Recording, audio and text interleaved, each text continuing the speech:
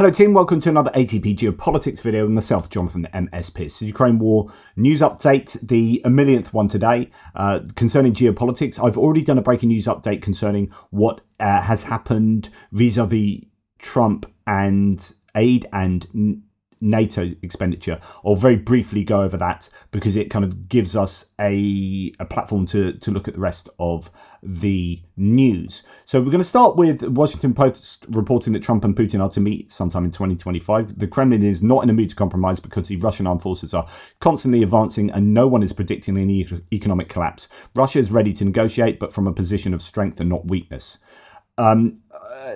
which is interesting. So I think Russia are actually a lot weaker than people think, economically and militarily and actually politically, etc., etc.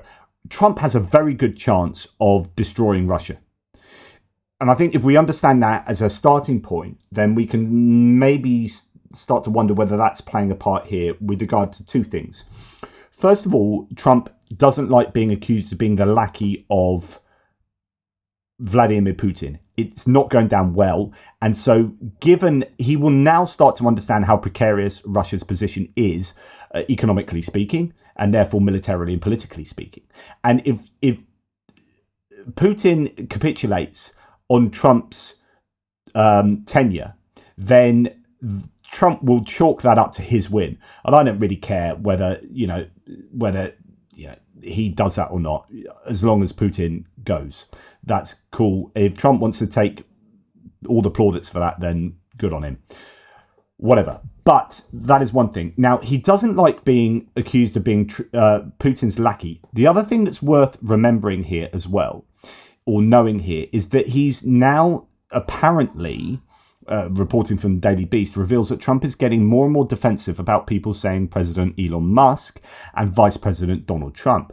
A nasty and ugly falling out is inevitable, says this source. Now, this is lots of people. Anthony Scaramucci was saying this. He said, just you wait. It will be pretty quick, but soon enough, Trump will get really annoyed with Elon Musk and will ditch him because he doesn't like playing second fiddle. And he's done that to all sorts of people previously in the last 10 years and throughout his kind of political life. Trump gets sick of people that kind of threaten him. And it's what your strongman leader does, right? For sure. But I guess the difference here might be that Elon Musk is also the most powerful man in the world in terms of money and platform. And if Trump ditches Musk, Musk could turn Twitter against him, against Trump. That would be interesting. So there's all sorts of different options that could come about from this. I find it fascinating. But you might expect a bit of a switch around potentially if Trump is trying to push back on both Putin in terms of Putin is weak and also Elon Musk. If Elon Musk is seen as being too strong, Trump might want to push back. So you're starting to get some kind of this understanding. So as I said in the breaking news update, Elon Musk has scuppered the continuing resolution for the budget in the US Congress. And that has gone down very badly with people saying that Musk is controlling the US corridors of power. And as a result of the 50-50 split in the House of Representatives, Mike Johnson, the Speaker, absolutely needs to do bipartisan work in order to get any bill passed, really, because there are always going to be, like, in terms of the budget, there's always going to be 30 to 40 Republicans who vote against an increase in the debt ceiling. And so therefore it has to be bipartisan. Well, Musk doesn't really understand that. He's come around and scuppered the whole budget by the looks of it. Now, Trump could react to that and say, well, he is meddling now too much and he might want to act against him. So just bear that in mind, because we're going to just understand that in a second in going back to what the potential proposals are with regard to Ukraine and NATO. Now, as well, on top of that, Musk has started supporting the AfD in Germany. There are rumours that he's going to give $100 million to Reform UK and Nigel Farage. Only the AfD can save Germany, says Elon Musk. So Germans need to take this very seriously, says Jane Kiev. Musk has only 2 months to sway the German election for Putin, and he's shown he can do it. If he's not taken seriously now, it's over. So the most pro-Russian political party in Europe now has the support of Elon Musk, a party that is constantly having its members arrested for espionage in favour of Russia and China. Musk needs to be in prison, says Jane Kiev rather strongly there. But this is a bit of a worry. And Edward Hunter Christie says, to be honest, we don't need him that much in Europe. We could ban his companies and develop alternatives. There are other new space electric vehicles and SM companies. So, as Peter Stefanovic says, this lunatic has to be stopped. So Elon Musk advocating for AfD is not going down well in Europe amongst people who are against the populist far right gaining power. But going back to how Trump deals with Musk, I don't know if Trump sees these kind of AI images that are going about, but this is the kind of imagery that again, going back to also with Putin, there's been similar Trump-Putin images like this that will not go down well with Trump. Sorry, that this is what people are perceiving of Musk's interference in the Trump administration, and he could go against that. I mean, you've got other things going on, like now you've got all sorts of crazy stuff going on. Louisiana forbids public health workers from promoting COVID, flu and Mpox jabs. Vaccine skepticism is turning into institutional anti-vax hostility rapidly. So you're getting all sorts of really problematic add-ons to the Trump administration that are going to, I think, show that he's going to struggle to get things passed. This is going to be broadly very unpopular. Employees could not send out press releases, give interviews or hold vaccine events, give presentations or create social media posts encouraging the public to get vaccines, right? This is a health emergency in the waiting. Now, Trump is going to have to navigate very carefully how he goes about running the show here, because he's in danger of not getting anything passed, because he's got a razor-thin majority in the House of Representatives. And although the Senate is somewhat more comfortable, the senators are somewhat more sensible as well, arguably. And Elon Musk is going around threatening people with primaries, with funding campaigns against people who don't vote for Trump's nominees. But I think you're also seeing maybe a Trump to Musk backlash, and it could all start falling apart. That this big, huge mandate that Trump says he's got is actually, like I've said to you before, is wide but thin. And people are like, oh yeah, whatever, you don't understand, oh, it's such a mandate. It ain't a huge mandate. It's not as big as you think. And he's got 2 years before the midterm elections. And if it's a shit show for 2 years, he will be a lame duck president. And there's a favourable Senate election in 2 years' time for Democrats. This last one was favourable for Republicans, and they got that majority. But they're always going to get that majority because it was a favourable set of senators who were up for election. A third, every 2 years. The third that are up in 2 years' time in 2026 are favourable for the Democrats, and you could get, if he screws this up, you could get a massive backlash, which means you could see maybe the Senate go back to a Democrat majority, much more likely the House of Representatives, and then Trump struggles to get anything passed.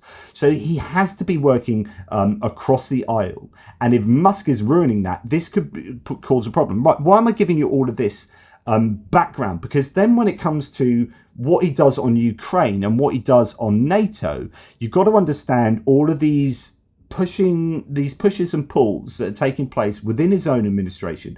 He needs to appeal to Musk to some degree, but is he arguing against Musk? Does he feel that tension? Does he not want to be seen as Musk's lackey? Well, if Musk is saying you should do this for Russia and China, Trump might react against that and say, no, actually, I want to do this for Ukraine. This is a statement against Musk. And this is also a statement against Putin and the idea that he's both a lackey to Putin and a lackey to Musk. This is an opportunity to say, no, I'm going to stand strong on Ukraine. I don't know if that's the case, but you could see this because, as the Financial Times reports, he's potentially demanding 5% spending on 5% of GDP spending on defence for all of NATO countries, and then continuing to support Ukraine, as according to some of the aides who have spoken to people in Europe.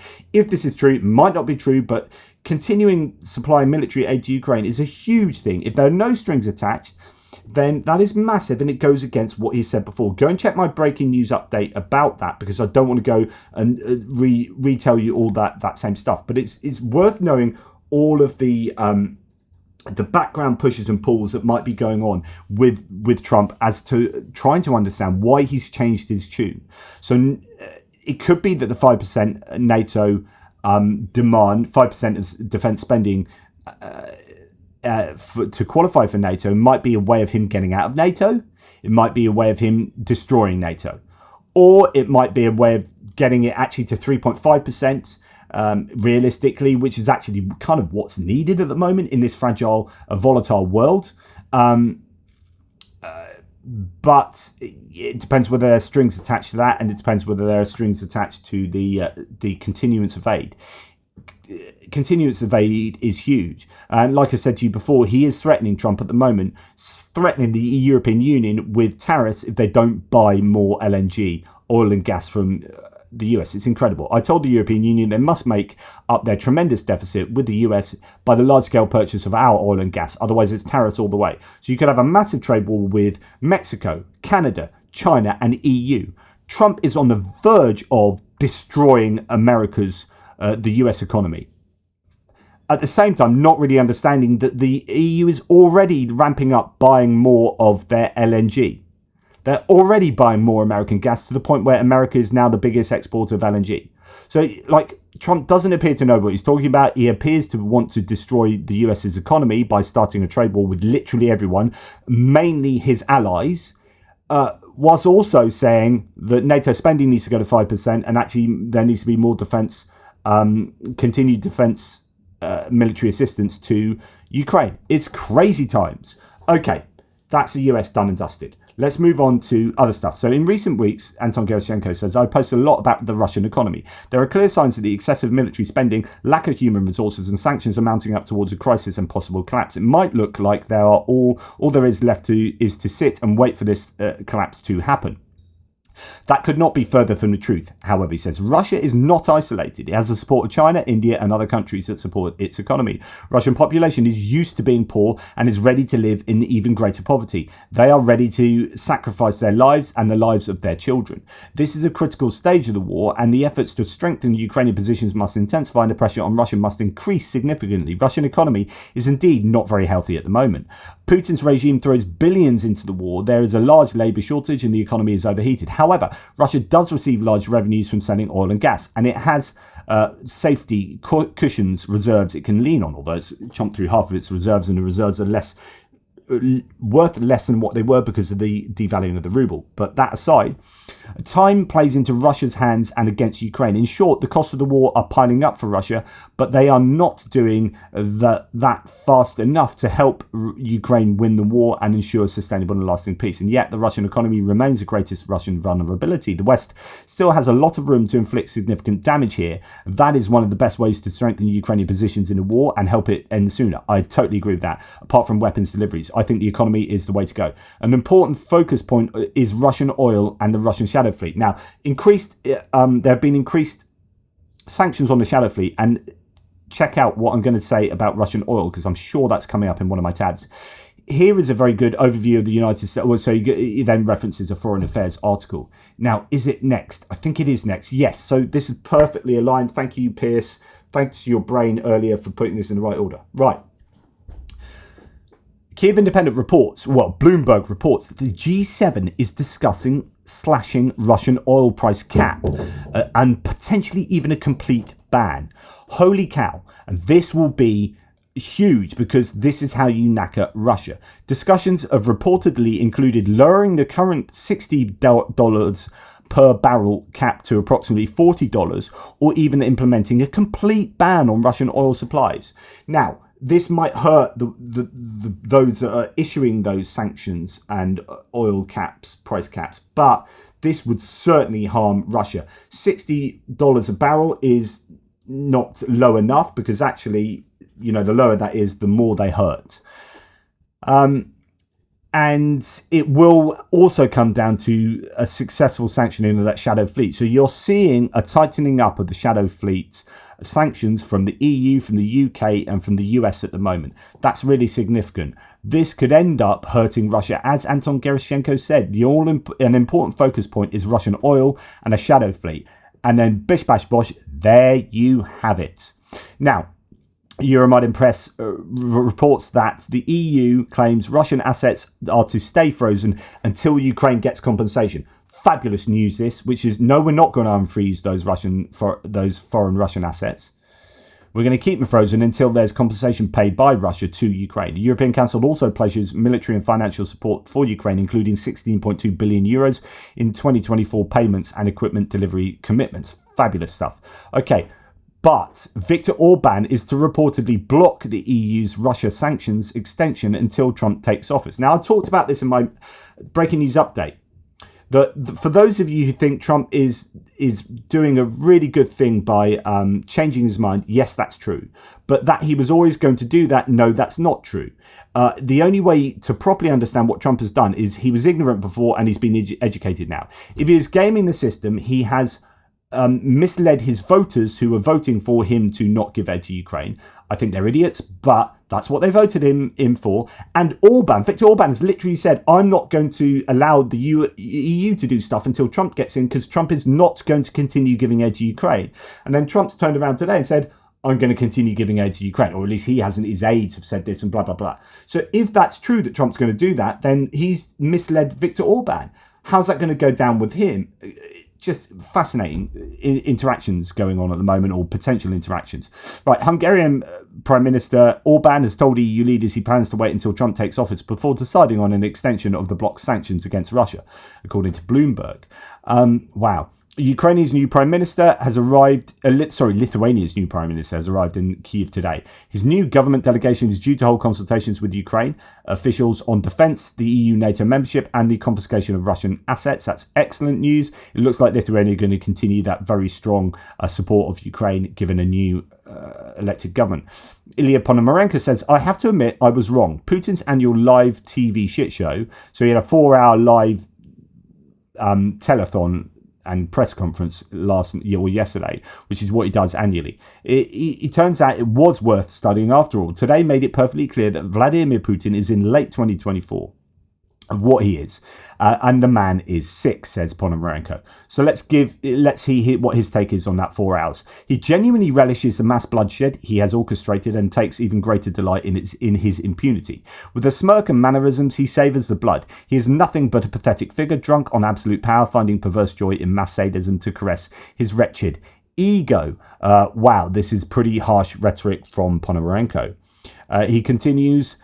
For him, the most devastating war in Europe since Adolf Hitler is nothing but an exciting game of toy soldiers. He openly regresses into a childlike state, gushing with unrestrained enthusiasm about weapons of mass murder, like when he was talking about the Oreshnik.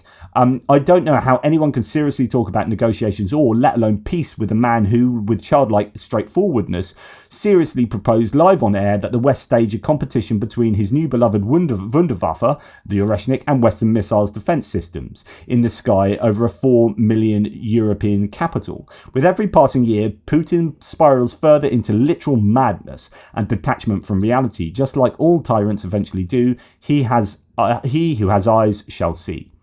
I don't disagree with a single word Ponomarenko said. Now, bad news in that Bulgaria's parliament is no longer supporting signing a Ukraine security deal.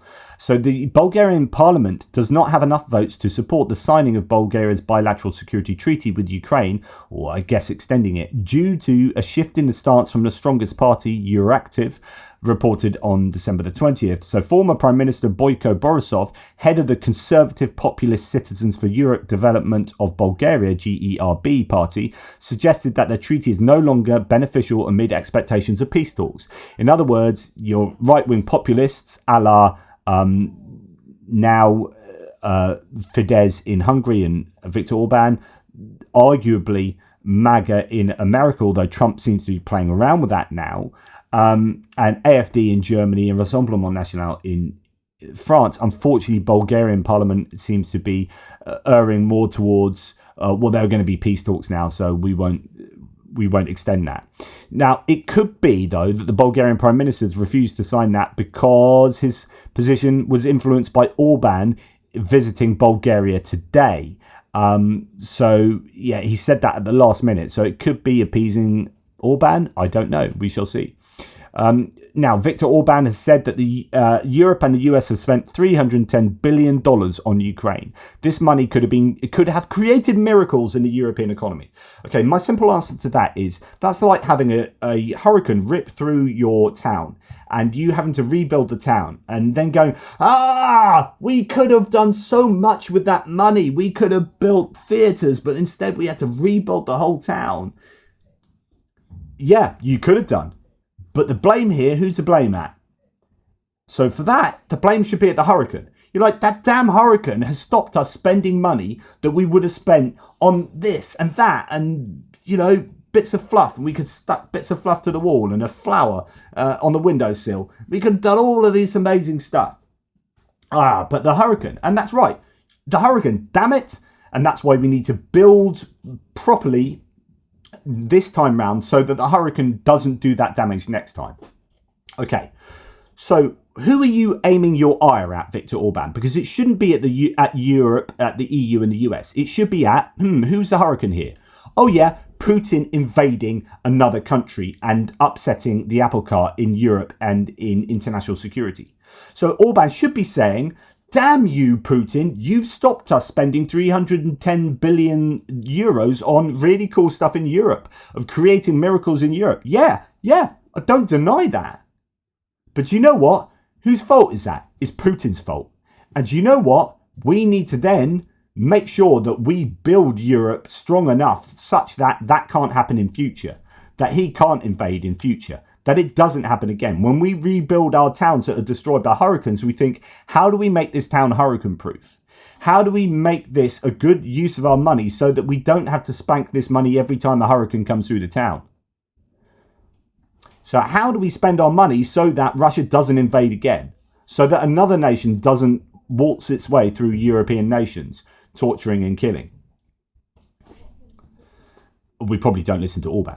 Slovak Prime Minister Robert Fico said, quote, if Zelensky doesn't release our gas, it should be a serious conflict. So that's the gas transiting Ukraine that the contract runs out in 2024, and Zelensky says they're not going to re-sign it. Fico was dissatisfied with the position of Zelensky, who emphasised that Ukraine would not extend the agreement on Russian gas transit. Quote, I do not rule out that in this situation, we in Slovakia will have to think about retaliatory measures. So it's now starting to look like Slovakia is going to have some kind of, trade war or something with Ukraine. Zelensky said, it's shameful to talk about money during a war because we are losing people. But if we are completely pragmatic, Ukraine is losing much more in energy because of this war. Zelensky said in Brussels, commenting on the statements of Fico about Russian gas. And it's, I'll tell you who you should blame, Fico. Don't look to blame Ukraine. It's Russia. It's Russia what started this. It's Russia what is continuing it. And it's Russia what needs to pay for this. Right, a reminder that those in Georgia are still out on the streets, and I presume this is from the last 24, 48 hours and not one of the earlier ones. Reminder, the fight for freedom continues in Tbilisi. Georgians will oust these filthy Russians like everyone always eventually does, says Yankiv rather hopefully. I'm not sure they always do. Look at, indeed, Georgia and Chechnya.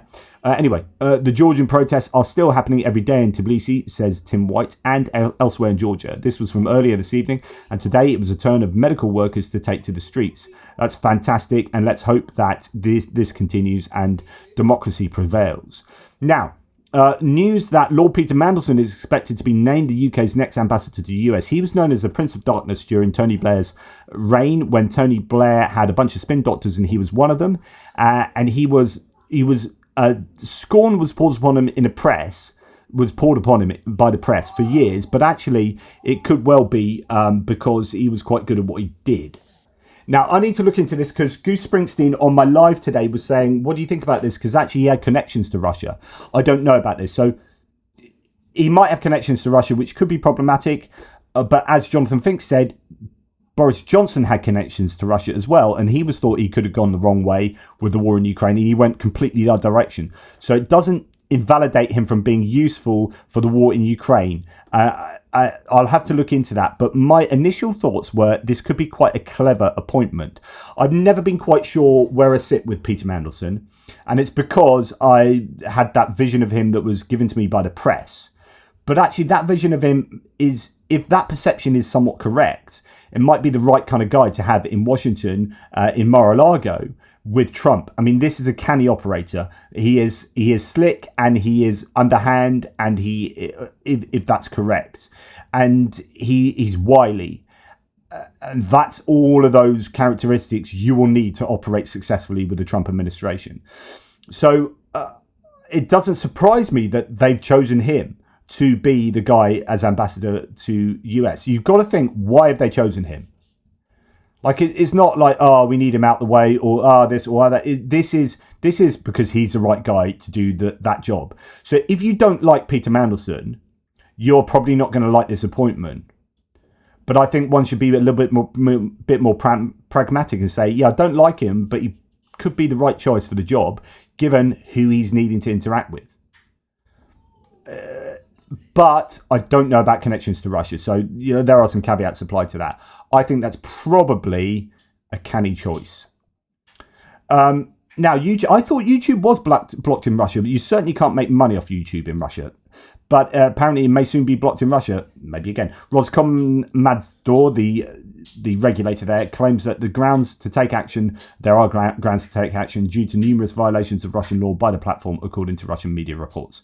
That's enough from me. That was another full one, although actually quicker than normal, but I already did breaking news. So for much more analysis on the Trump, because this is huge, right? I really could have taken up the entire video now with this. Trump wants 5% of NATO defense spending as a target, and Europe has been told, and that he is going to continue arming Ukraine while pursuing an end to the war.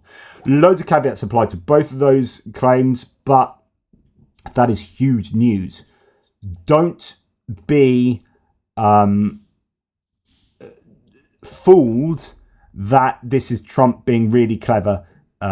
It's not. This is Trump changing his mind because he's ignorant before. This isn't him gaming the system. And if it is, then he's also gamed his followers, and he's gamed Viktor Orban, and those people have every right to be really pissed off with Trump because he's gone against his word. No, I think he's changed his mind because he didn't know what he's talking about before, and he's been told by intelligence agencies and the DOD exactly why Russia is a threat to international security, and exactly why Russia are a threat to, more likely appealing to Trump here, a threat to the US's economic stability. And I think Trump has been told he's got a chance to do Russia in properly, and the US will profit from that, literally profit from that, in terms of hydrocarbons and hegemony and global power. And I think that kind of argument is more likely to be what underwrites Trump changing his mind here. That's a good thing, and he's done it for good reasons, but it just shows that his previous rationale and his previous knowledge of the world were deeply, deeply lacking before. That was a criticism against him before, and it continues to be my criticism of him now. You shouldn't be sounding your mouth off if you didn't know what you're talking about before. Anyway, that's enough from me. Take care, guys. Speak soon. Toodle pips. Please remember that... I keep wanting to sing, please remember to tie a knot in your pajamas. An old kids song in the UK. Whenever I say please remember. Trucks under the Christmas tree. You guys have been amazing. 35,357 euros at the moment of our 40,000 goal that keeps going up because you guys keep doing amazing stuff. And that will be absolutely superb if you can do that. Thank you so much. Take care, guys, and speak to you soon. Toodle pips.